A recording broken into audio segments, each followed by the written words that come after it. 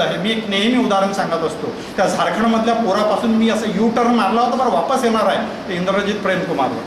की एक बाजार आहे, बाजारमध्ये घोडा विकायला आणलेला आहे आणि घोडेवाला तारीफ करतो आपल्या घोड्याची की हा घोडा असा उड्या मारतो, दर्या पार करून जातो, मनात आणलं तर समुद्र ओलांडून जाईल, किंमत 1 लाख रुपये एक मनुष्य घ्यायला तयार होतो. तो सौदा करणार तेवढ्यात त्याच्या डोक्यात एक विचार येतो की एवढ्या खुबी आहे, एखाद्याचं काही म्हणजे वाईटपणा असेल. तो म्हणतो की तुझ्या घोड्यामध्ये एवढ्या चांगल्या खुबी आहेत, एखादा तर वाईटपणा असेल. तो घोडे विक्रेता सांगतो की याच्या अंगी लाख क्षमता आहेत, परंतु हा काहीच मनावर घेत नाही म्हणून काहीच करत नाही. मित्र, तुम्ही आम्ही सगळे घोडेच आहोत. सगळ्या लाख क्षमता आहेत त्या आईन्स्टाईनच्या अंगी होती, ती क्षमता आमच्या अंगी आहे, परंतु मनावर घेणार कोण, करणार कोण? आणि त्याकरिता प्रेरणेचे स्रोत शोधण्याची गरज आहे. जेव्हा आम्ही म्हणतो की आजूबाजूला अंधार पसरलेला आहे, परंतु त्या अंधारामध्ये मार्ग दाखवणाऱ्या पणत्याही तेवत आहेत त्या इंद्रजित प्रेमकुमार सारख्या. हा इंद्रजित प्रेमकुमार गुरुजींना विचारलं, कलेक्टर क्या करता है? पोराच्या मनानं उचल खाल्ली की नाही? मला कलेक्टर व्हायचं झाला, 10वी झाला, 12वी झाला, कसा तरी ग्रॅज्युएट झाला आणि स्पर्धा परीक्षेचा सर अभ्यास सुरू केला. घर एका खोलीचं, मातीच्या पळक्या भिंती, पोपडे पळतायत घरातले. वडिलांनी, त्याचे जे वडील आहे इंद्रजितचे प्रेमकुमार, त्यांनी आपली स्वतःची शेती गहाण टाकली पोराच्या शिक्षणासाठी. नापास झाला पोरगा, कारण स्पर्धा परीक्षेत पहिल्याच प्रयत्नात यश येतील एवढे नशीबवान सगळेच नसतात हो. आणि पुन्हा पोराचं शिक्षण सुरू आणि मग पोरगा यशस्वी झाला, हो झाला आहेस. मग बोलावण्यात आलं इंटरव्ह्यूसाठी पोराच्या बापाला आणि पोराने तर कसा घडलं सांगितलं, परंतु मुलाचा वडील जो आहे, पोरगा तर प्रेरणादायी आहेच.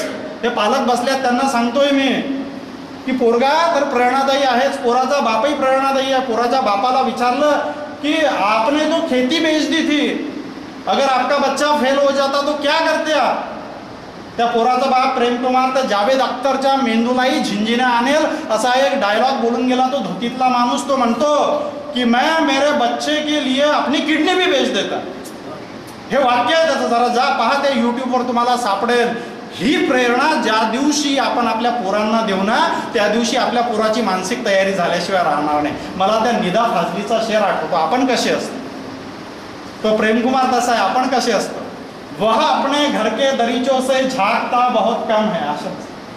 वह अपने घर के दरीचों से झांकता बहुत कम है, ताल्लुकात तो अब भी है, राब्ता बहुत कम है. तुम उसकी खामोश तबीयत पे तंज मत करना. वह सोचता है बहुत, बोलता बहुत कम है, और मैं अपने बच्चों के खातिर अपनी जान भी दे देता, और मैं अपने बच्चे के खातिर अपनी जान भी दे देता. लेकिन क्या करूं, गरीब की जान का मुआवजा बहुत कम है. ही मानसिकता आमची असते आणि त्या प्रेमकुमारची ती मानसिकता पहा. आत्ता आहेत हाशिम सर होते, दाते स्मृती पुरस्कारांचं वितरण झालं. अशोक पवार, त्यांची माझी जुनी ओळख, विराट नावाचं आत्मचरित्र लिहिलेलं, दरकोस दरमुक्काम या त्यांच्या कादंबरीला तिथं अवॉर्ड मिळाला. आम्ही सर्वांनी त्यांना अवॉर्ड तो दिला आणि अशोक पवारांनी सांगितलं की सर हे ते गाव आहे म्हणे, की आमचा पाल पडला होता या सेवाग्रामला म्हणाला, आणि मग या वर्ध्यामध्ये मी भीक मागायला आलो होतो, अशोक पवार सांगत होते. आणि ज्या गावामध्ये मी भीक मागितली त्या गावामध्ये मानपत्र देऊन माझा सन्मान होतोय. अशी ही माणसं समाजामध्ये प्रेरणेचे दीपस्तंभ आहेत. मित्र हो, त्यांच्याकडे आपल्याला डोळे उघडून पाहिलं पाहिजे. तुम्हाला जर का या जन्मावर, या जगण्यावर आपल्या कर्तृत्वाचा ठसा उमटवायचा असेल तर अनुकरणाची मानसिकता सोडून कुठेतरी स्वयंप्रज्ञ होऊन स्वतःची प्रज्ञा प्रतिष्ठित करून या आयुष्यावर आपल्या कर्तृत्वाचा ठसा उमटवावा लागेल. आणि त्याकरिता जिद्द, चिकाटी, महत्वाकांक्षा हे गुण लागतील. मी लोकांना नेहमी म्हणतो, मी बोलायला लागलो असा की असा बेफाम होऊन बोलत जातो. मी विसरून जातो की आपण कोण आहे, काय आहे, कारण असं जगलो म्हणूनच इथपर्यंत येऊ शकलेलो आहे.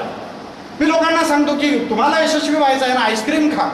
लोक म्हणतात कोणत्या ब्रँडचं खाऊ, वाडीलालचं खाऊ की दिनशॉचं खाऊ. मी त्याला म्हणतो की नाही नाही, हे आईस्क्रीम दुकानात मिळत नाही, पुस्तकात मिळते. आ म्हणजे आत्मविश्वास, ई म्हणजे इच्छाशक्ती, स म्हणजे सकारात्मक दृष्टिकोन, क्री म्हणजे क्रियाशीलता आणि म म्हणजे महत्वाकांक्षा. मी लोकांना सांगतो की यशस्वी व्हायचं आहे ना, मग म्युझिक ऐकत जा, संगीत ऐकत जा. लोक म्हणतात संगीत ऐकून कोणाचं भलं झालं, मुन्नीबाई आणि शिलाबाई ऐकून काही भलं झालेलं आहे. मी त्यांना सांगतो की अरे बाबा, संगीतातले 7 स्वर कोणते आहेत? सारे ग म प ध नि. आपण म्हणतो ना, सा हा सावधपणाचा आहे, रे हा रेखीवपणाचा आहे, ग हा गबाळेपणा सोडा सांगणारा आहे आपल्याला.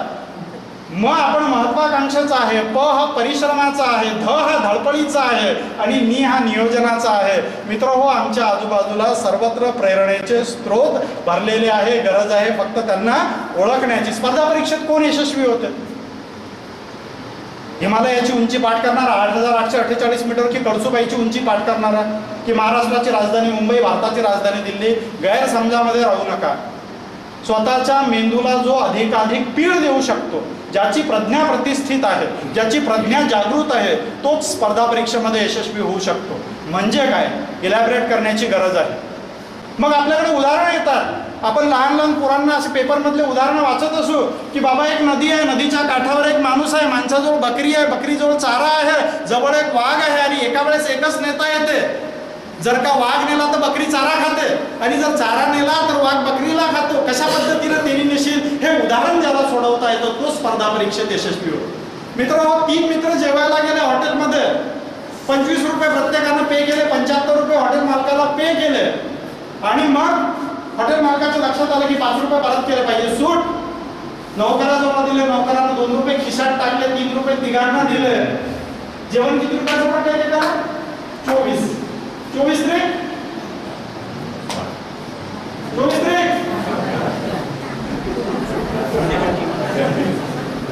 काय कॉन्फिडन्सच नाही. मग आता माझ्या सासरे मला सांगत होते शाळेत इंटरव्ह्यू घेतल्यावर पोरांना विचारलं की 12 म्हणजे डझन म्हणजे किती?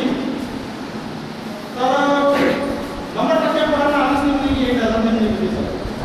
मग बाकी लोकांना नाही बोलूच नाही, पण तिच्यावर समजा इंटरव्ह्यू कारण तुझा इंटरव्ह्यू जमवलं नाही.